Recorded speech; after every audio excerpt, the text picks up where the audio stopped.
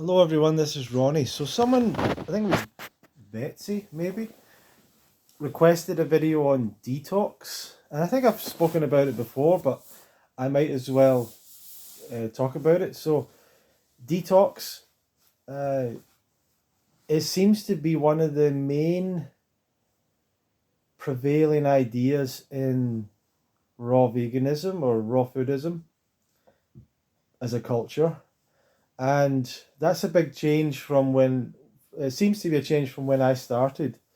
And when I got into the raw vegan diet, the raw vegan movement, what I came across was the 80-10-10 community. So Doug Graham had published the book, The 80-10-10 Diet, self-published. And for many years, Doug had been speaking at events and touring, giving talks and doing his retreats and consulting with clients and stuff like that in the raw food community and people obviously outside the raw food community that found him.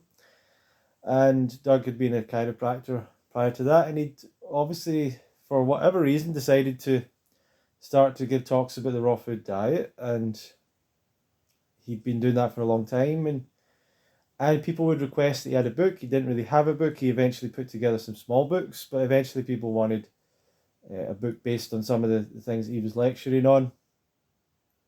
And he wrote the 80-10-10 diet. And when that came out, he had already had a lot of fans and followers on his side, and people in the raw food movement that had kind of found out, well, this guy knows what he's talking about, and everyone else sort of doesn't. And and so the book has been and was certainly at the time a bit of a phenomenon for a self-published book. And as much as people would say, I think that people don't realize how it really wasn't a result of a great strategic marketing plan from Doug and his team. As far as I've been able to see or work out, at least I've never heard him explain that, other than the fact that he had been speaking in front of so many people every day. He used to speak almost every day of the year, like hundreds and hundreds of talks he would give every single year. And so he generated that interest, and the book got out there. But it was also the fact that there were other people who were leaders and influencers and people that followed him that were able to get that out to more people, and lots of people started to spread the word, especially online, about 80-10-10 diet. And many of them were athletes, pardon me, these, and many of them were using social media for the first time and YouTube for the first time to get a message out there. And it's funny because when I wanted to go vegan initially and started to look into that, I found raw food videos really quickly. I'm not sure if you would now, but back then you definitely did. And yeah, so there's there was obviously Harley Freely with the 30 Bananas a Day website. There was festivals that popped up. There were many YouTube channels. There were many people that started to get a lot of attention online. And so that was the community that I found. And to this day, still know a lot of people from that time. And, that was an exciting time, I suppose. And that community was really growing. And it felt like there was a real direction to it, and kind of a bit of a leadership, and that's sort of fallen apart a little bit, probably a fair bit, and the momentum of that, as different people decided to go and do their own things and do other things, which I totally understand. But that was the situation that I came into. It was really quite a there was quite a lot of objective scientific sort of thinking and research and stuff around it. Doug always talks about clear, congruent health science and stuff like that. So there was I'm a person that's quite open to like magical spiritual ideas, but that's not they were generally giving quite grounded information. And especially as it was a lot of athletes, they're giving quite grounded, like, here's the information, here's what makes you perform better, here's the amount to eat, it was very objective. Especially Harley Durian Rider would have, this is the amount of carbohydrates you need per pound of body fat per day. He had objective information. And that community is not really, as far as I perceive, the dominant idea in the raw foods movement today. And it doesn't seem to be what's bringing people into it anymore, as far as I can see as well. So, although it was Doug's ideas and Doug's book, it was a lot to do with very charismatic influencers who took the idea and really pushed it out there more. And a lot of them aren't doing that so much. But the influencers now, and the people that are coming into it now, are not, they generally know who Doug is. They kind of know 8-10-10. They kind of get it a little bit. They tend to eat more fruit now. Everyone generally in the raw foods movement tends to eat more fruit. I mean, there was a time when people were literally avoiding fruit. You got to realize that. And there are still some places that are avoiding fruit. Still some people. So there was all that change. And I started to see that when I would go to the events and the festivals, that people would be talking about Robert Morse. And people would be talking about detox more. And people would be talking about various detox practices and fasting practices. And, there was some people that had obviously been doing a lot of fasting, were obviously pretty skinny and things like that. So there was definitely a shift. And the thing with the Robert Morse thing, and say medical medium and a bunch of people, they all advocate fruit. At the same time, they all kind of have ideas that are a little bit woolly and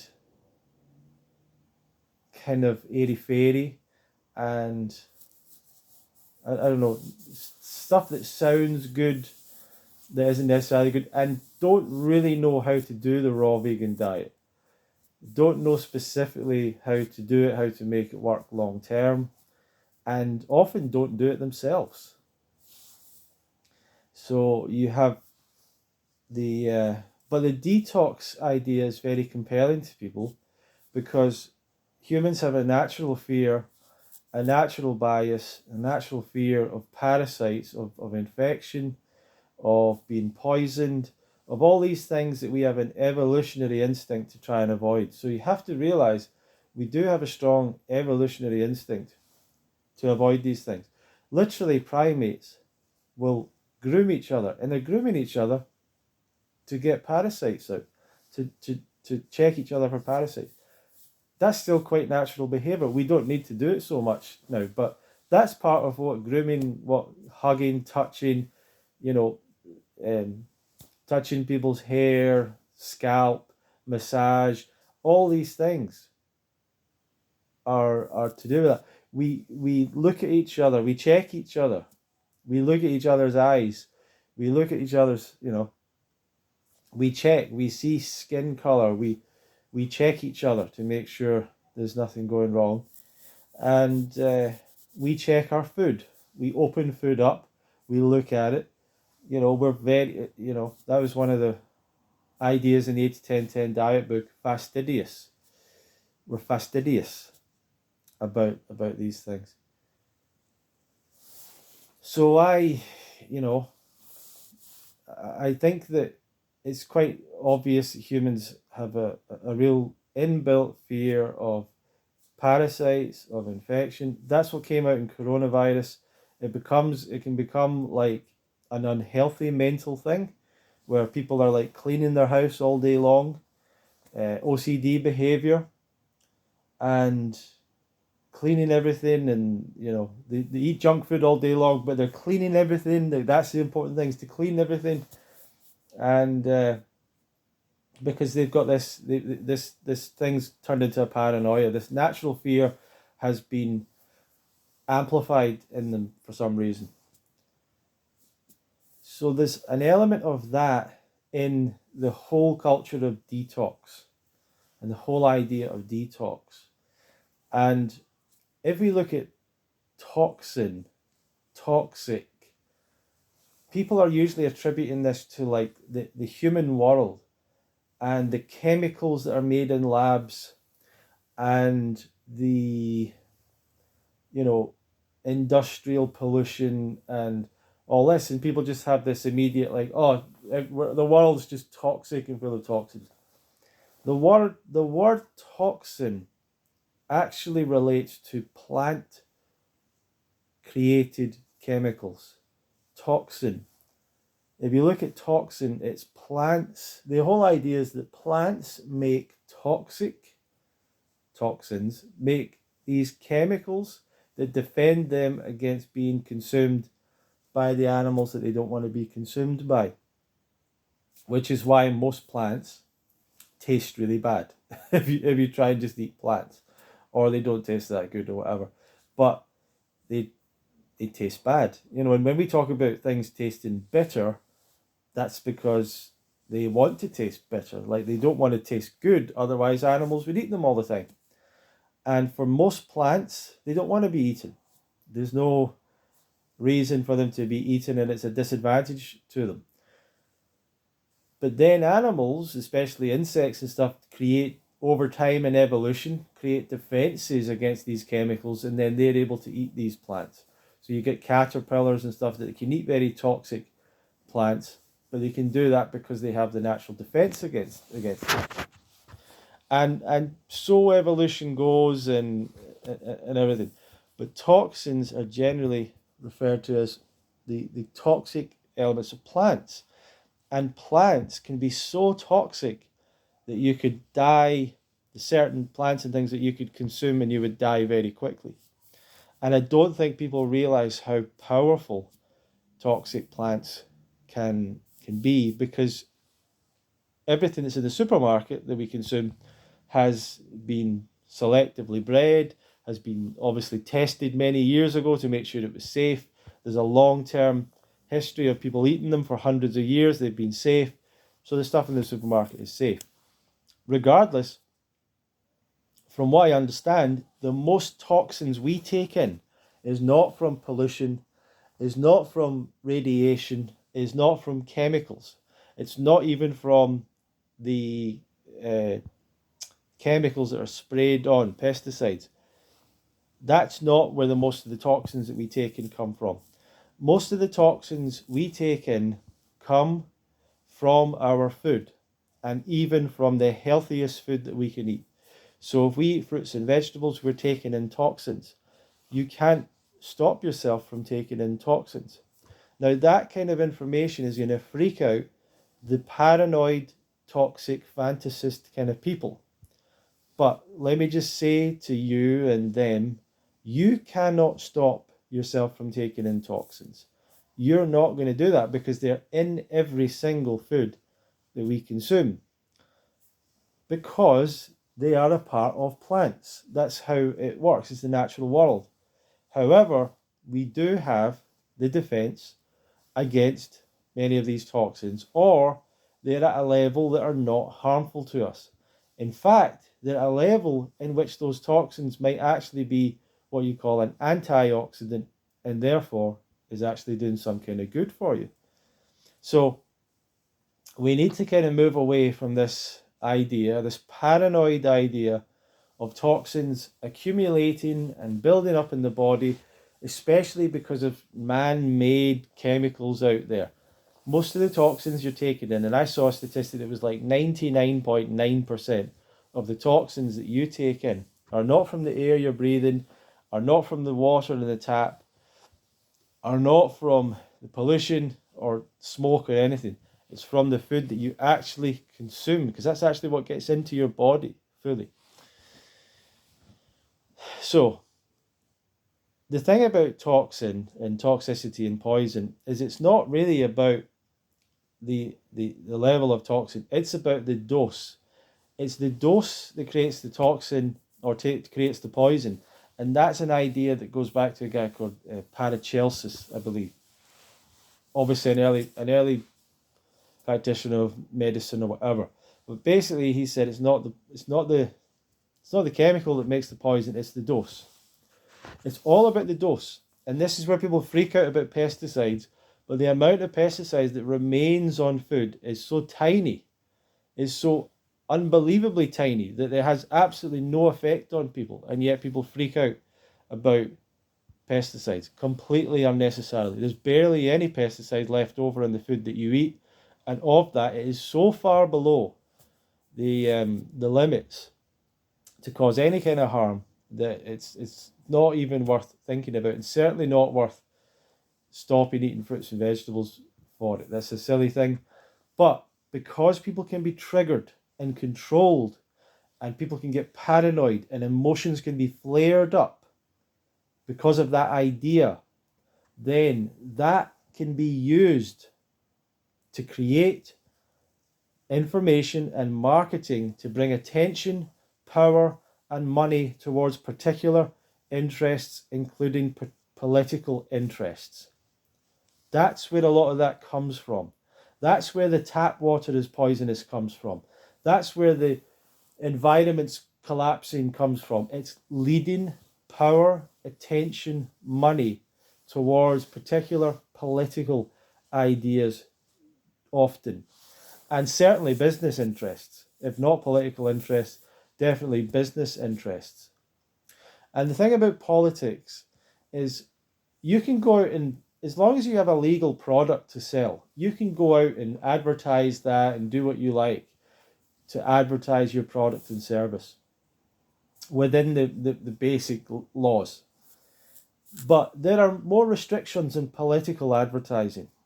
You know, so if you're a really rich person and you want to take over a country and you think, right, I'm just going to put all my money into like advertising myself, there's restrictions to political advertising because of, you know, how politics is like quite a powerful thing and could end up in a person taking over a country, whatever. But there's restrictions to political advertising, and therefore things like Black Lives Matter, trans lives matter, whatever, the environment, all these different things, family matters, what's the stuff, and lives matter, whatever, gun laws matter, whatever, gun freedoms, people anti-abortion, pro-abortion, and all of this kind of to some degree acts as funnels towards political movements.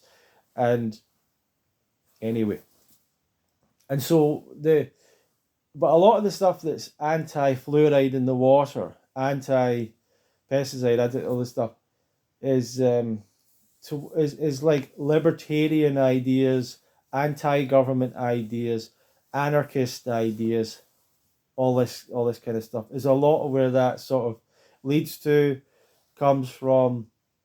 So, but on a more basic level, business interests. So if I want to sell organic food, if I want to sell natural toothpaste, natural soap, natural all these stuff, and basically, generally what the case is, you'll get whatever the company is that sells toothpaste or soap or whatever, and they'll have found the version that kind of works and is the cheapest and whatever, and they put that out there.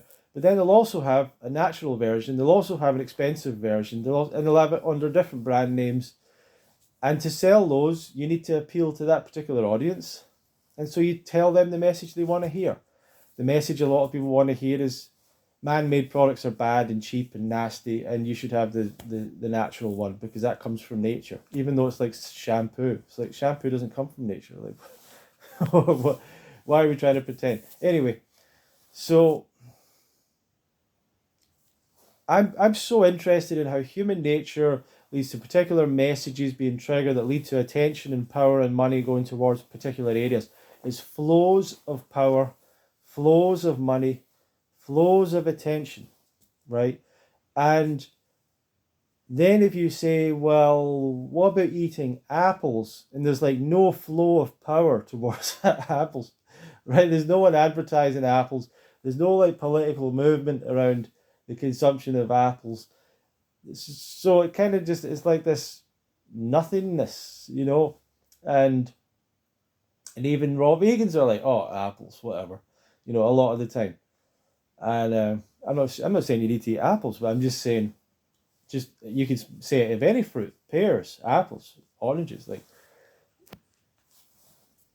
people eat them, but there's not like this great advertising agenda behind it. There's no big political agenda around it, and even the environmentalists don't really care about fruit growing and eating more fruit. The animal rights activists don't seem to care about eating more fruit or anything. A lot of the environmental activists don't care about the animal rights stuff and the vegan issue. So it's all interesting to see. And to me, what we need is a flow towards fruit. We need to move towards fruit and move away from all this other nonsense. Fruit growing, fruit eating solves a lot of problems in our world. That's the way that I think about it. But we've got a real uphill battle because even in the raw food movement, people are running away towards supplements and running away towards you try to push them towards apples, bananas. Like, how do you do this raw food diet? They can't even. How do you do raw food? They can't. You can't even. Well, look at the food that is raw that you eat. The apples, the bananas, the pears, the plums, the peaches, the nectarines, the pineapples. They're like, what? Like people just don't want to. Don't naturally. Anyway, this is another point.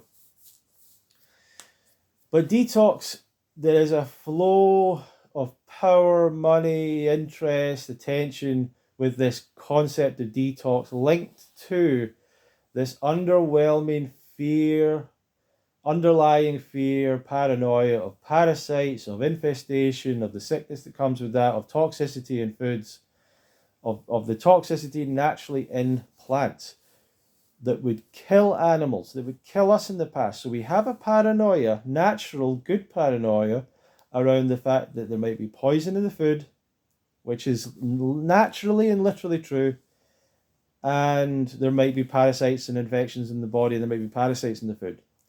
All of that is true. All of that we should be concerned about. However, we're not living in the jungle anymore. And anything you eat at the supermarket, some of it might have, you'll get the odd maggot or something and worm or something. None of that's even if you do consume that stuff, it's not dangerous. It's not really truly like dangerous parasites or whatever. But generally, there is very little parasites in the food. There is very little real toxicity in the food. There's no real toxicity in the food. And the damage people do to their health is mostly through foods that aren't actually toxic. The foods that really damage people aren't really toxic. They're just not foods appropriate for the human body. So the point about, I suppose this may be part one of this video because I'm running out of time a little bit. But we need to move away from that concept and the whole detox idea is over time you've become filled with toxins. That's why you're sick. And you need to detox all of that out. And it's not really the right idea. It's not really the right idea. And there are some things that accumulate in the body that are removed during a period of detox. One of those things is salt. As far as I can see, salt does to some degree accumulate in the body, but it doesn't accumulate like tremendous levels. Like, we're always getting rid of it. And when you first go on a detox, not a detox, when you first go on a raw food diet or a diet without salt or a juice fast, salt will start coming out, and you'll get it coming out of your eyes, out of your tongue, and but that's not going to last a long time. Maybe that'll be a couple of days. And the other thing about detox is it's more to do with the fact this detox symptoms that people talk about are far more to do with the fact that you've been essentially addicted to caffeine, refined sugar, to some degree refined sugar, caffeine, refined sugar, salt, and people are adjusting to having these things out of their diet. And when they take these things out of their diet, they all of a sudden feel pretty bad because those things are stimulating and stimulants. They probably eat less calories than usual because they've cut refined sugar out, so they're eating less calories. And if they've cut out the animal products, they're eating way less calories. So they're going to suffer from the symptoms of undereating, which are not the same as detox symptoms. And they're going to come off of caffeine and refined sugar and salt, which, especially caffeine, will mean that you'll have a couple of days of really bad headaches, of emotional swings, ups and downs. But then that all gets added into with the undereating. So people go through all these things. And that's what a lot of detox symptoms are. It's not really to do with your body, like toxins being broken down and going into your bloodstream and that's making you feel bad. That's generally not, probably not at all what's happening. And the one piece of wisdom about detox that I think is very important to understand is your body will not actively do something that harms you, that it does something so fast that it harms you. Like, so this idea that you detox so fast that it's harmful, that your body just floods your bloodstream with lots of toxins is completely not accurate as to how the human body works. So that's part one in a video around about detox. And it's important to understand these things and get a real fundamental philosophy background, in all this stuff.